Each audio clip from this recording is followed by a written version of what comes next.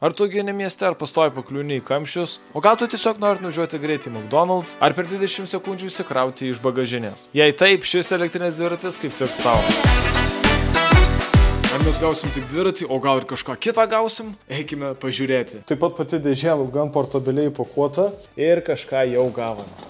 Pedalai, instrukcija su rakteliu, pakrovėjas, akceleratorius, galinis žibintas, multitūlas ir šitai mes jį lengvai išpakuojame. Apie 30 kg visa dėžė sveria, taip pat tikėkit manim ir dviratis labai mažai sveria. Ir beje, šį dviratį ypatingai labai lengva surinkti, nes jis jau beveik kaip ir visas ir surinktas. Ką be reikia padaryti, tai prisukti priekinį ratą, priveršti ne tik rankom, bet ir suktuvais. Tada atsikeliam vairą, atsiskum tuos viršutinius varžtelius, uždedame vairą, kad per vidurį būtų tie dantukai. What is this? Jei tu biškai supratai kinetiškai, labai įdomu, ką čia parašyma. Priekiniai žibintą išsivyniojam ir tada dedame purvatsargius. Aišku, prieš tai geriau užsidėti purvatsargius, nes reikėjo per apačią kišti, nepasimokinu eilinį kartą. Jo, kai prisuki šitus pedalus pagal left ir right, dedame akceleratorių, nes tikrai tingėsiu mint, ir pagal 2 rodiklės įkišame 2 laidelius. Viskas easy peasy. Visas tilpo į galinę sėdynę. Paimu kaip gitarą. Išėmiau tik sėdynę. Pukšt, pukšt, pukšt. Viso užtruko mažiau nei minutę. Ir ką aš minėjau portabilus? Tai yra tai, kai tu gali įlysti bet kur, kad ir mažą liftą. No problemų. Jis gal kaip ir ilgas, bet jisai telpa. Šitus užrakinimus galima pamiršti. Tilpom. No problem. Easy. Nu, hibridė dar nesuprantat, apie ką kalbu, tai nuvažiuokime į visiems labai gerai šventą vietą. Aišku, nevažiuosim čia, ne? Patogu kaip tu. Šalia pastačiau dviratį, pilna žmonių. Visi praeina. Very comfortable. Pavalgau ir toliau parodysiu, koks jis miestiškas yra. Taigi, hebra, mes jau nuvažiavome 1 kilometrą. Aš vis negaliu patikėti, kad šitas dviratis atrodo mažiukas, bet kai jo atsisėdi, 1,90 m žmogus ir krepšininkai ir vaikučiai gali jo tilpti labai paprastai. Iš karto norėjau pasakyti, kad mes šitus visus kilometrus užfiksuosim. Neremiai, bet Adido Runner appas, kadangi jisai kilometrų nerodo, tai viską parodysim per programėlę, pažiūrėsim, kiek baterija nuvažiuoja. Nu, dabar parodysiu, kas ten vyksta. Kai atsisėdi, atrodo visiškai nieko nėra. Tai yra visiškai minimalistinis dizainas. Kaip ir atrodo visko ar užtenka čia. Turime skambaliuką, paskui turime jungimo išjungimo mygtuką, kuris taip pat rodo baterijos lygį, pilnai pakrauta baterija, bet daugiau jokios informacijos nėra kaip kilometrai per valandą arba visa rida. Viskas tiesiog sudėta į čia. Turime 7 pavaras Shimano bėgius, kurie labai gerai dirba. Brangesnius biškį bėgius sudėjo, labai patinka, kai šonės virtelės yra. Akceleratoriaus gaila, rankenėlė nėra. Man asmeniškai patogesnis būdas, bet turime šičia akceleratorių, žiūrėkit kaip jisai kruta. Ir aišku, priekiniai ir galiniai stabdžiai. Viskas iš tos pusės. Kažkaip, kai važinėjau, jisai akceleruojas, bet irgi negalima pasireguliuoti greičių ar aštresniu kampu, ar biškį švelniau važiuojant. Akceleratorius kebrytė jisai spaudžia. Maždaug kažkaip važiuoju ir va tik paspaudžiu akceleratorių ir jisai važiuoja. Man jau net nereikia spausti nieko. Pati visa pakaba, gan gerai sukonstruota. Šitie trinkeliuoti keliai, tu eis kaip ir važiuojasi smagiai. Ar kažkoks šaligatvio užvažiavimas. Nu, čia brėl daug kalbam, bet niekaip nepakalbam apie tą dizainą. Turime alyvos spalvą, abi spalvos yra labai unikalios. Tai šita spalva netinka, kas yra pilka, nors man vis tiek į mėlyną labiau nešina, nežinau, ar aš colorblindas ar kas čia yra. Taip pat kaip labai netikėta, tai yra magnio lydinys, kas dažniausiai elektriniuose paspirtukuose ir dviračiuose būna aliuminis, bet lipdant dviratį iš magnio, jisai neturi jokių suvirimo žymių, nes visiškai tvarkingai atrodo, tai yra tikro pedanto elektrinis dviratukas. Ir taip pat magnis irgi pasirodo mažai sveria 2,5 kg, va. Galima su viena ranka pakelti. Ir taip pat jisai atlaiko 120 kg. Tai rimčiausi dviračiai, kuriuos esu testavęs, visi atlaiko tik tai maksimaliai tiek. Tai reiškia, gali valgyti toliau ir gerti ir net negalvoti, kaip tu sveri. Nu, apie tą portabilumo dizainą, kaip ir sakiau, net įtelpa į Toyota Aurisą, net nesulengusio dviračio, bet jei visiškai neturit vietos, jūs dar galite jį vapšė per pusę perlenkti. Pirma, čia dabar katedra turi išsibeldent biškį. Day 2. What the fuck? Come on. Blet, negerai, žinai. Turime šiek tiek pastumti apsaugos detalę, taip lengvai atsilenkia ir tada prašau. Aha, pedalas trukdo. Pedalą arī galima užsukti. Volia, prašau.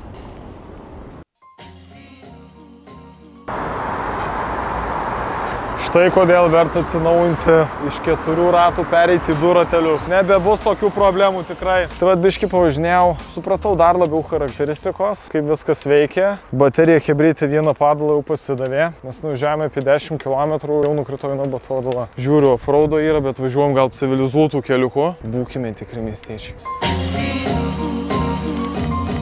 Per metus vieną kartą atvažiuoju. Visa prisimenu savo dainų šventę. Tas bemiegės naktis. Šiemet, kiek žinau, dainų šventė dar apsimokėti reiks. Už kiekvieną pirsinimą reiks susimokėti. Kaip plonos padangos, tokia baimė atrodo, kad aha, kaip jisai važiuos per bordiūrus. Toks pirmas ryškus bordiūras, galvoju, patestuosim. Pažiūrėsim, ar švelniai prasivažiuoja. Na jo, ant didesnio greičio gal labiau jaučiasi tas bum-bum. Oi, o, šonų dar labiau jaučiasi. Nedarykit, hebra, to bum-bum nereikia.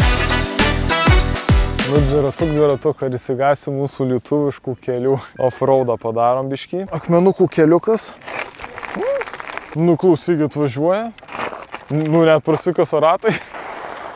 Nu, čia biškį reikalų buvo, bet čia jau bet kuriam dviračiui būtų reikalų. Išvažiavome mišką, o aš darau video apie labiausiai miestietišką dviratuką. Jis net ir miške važiuoja. Kiek toks dviratukas kainuoja? 8,5 kažkur. Lietuvoje yra Facebook'e tokia kaip grupė, ten jie pameta nuolaidų kuponus. 8,5, tai čia nėra. 8,5 šitas. Nes būna Lietuvoje ar užmeta ten kainą, o galėjo iš oficialių puslapių pasimti ir iš Lenkijos sandėlių ten, pavyzdžiui, parveža ir greitai. Hebra, kaip jūs galvojat, kodėl lietuviški websaitai susikuria? Parduoda tikrai ženkliai brangiau net su savo nuolaidos kodais. Daug kas to nežino, bet dauguma elektrinių dviračių pareina iš Lenkijos sandėlių. Reiškia, toks dviratukas atėjo iš Lenkijos per kelias darbo dienas. Jei kantrybės turit, sutaupysi tikrai nemažą sumą.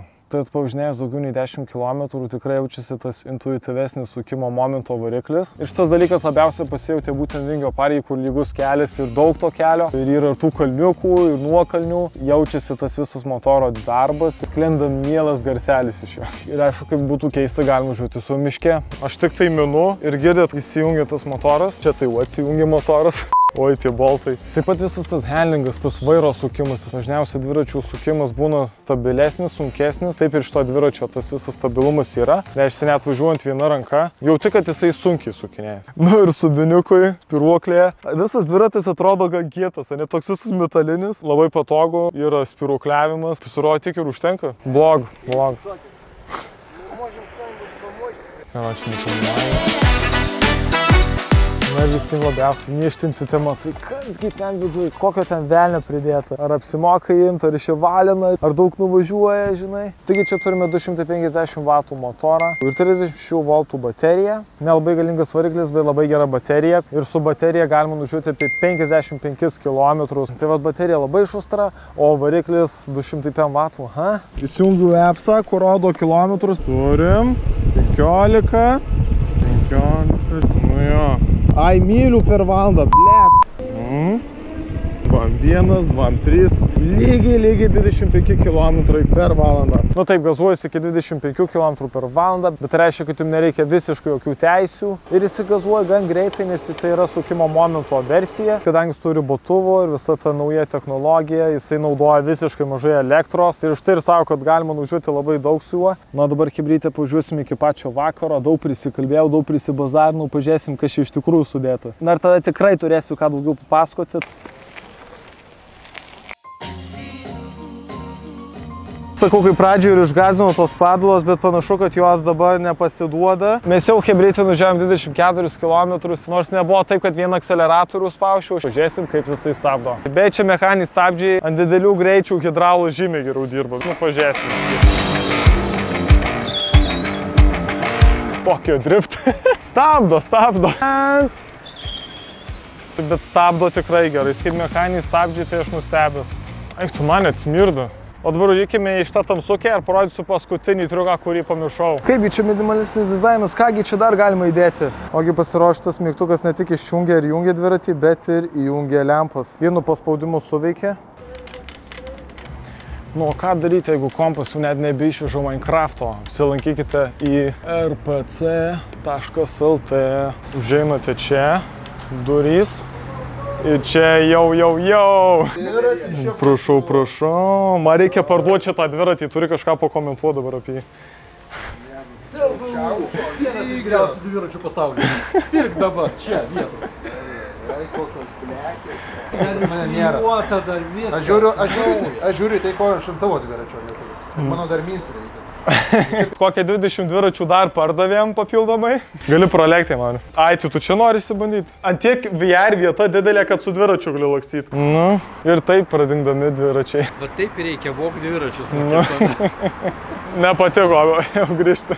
Už pakaliuko tai netrina, galiu pasakyti. Minkštas jis. Spiruk. Padarei man gražų komentarą, tai apsilankykit į RPC. Vitrigailos 5 ir ateikit pažaist arba nusipirkit naują kompą pas Aurimą. Paimti stūt kompą kažkokį už 500 eurų. Kur varom?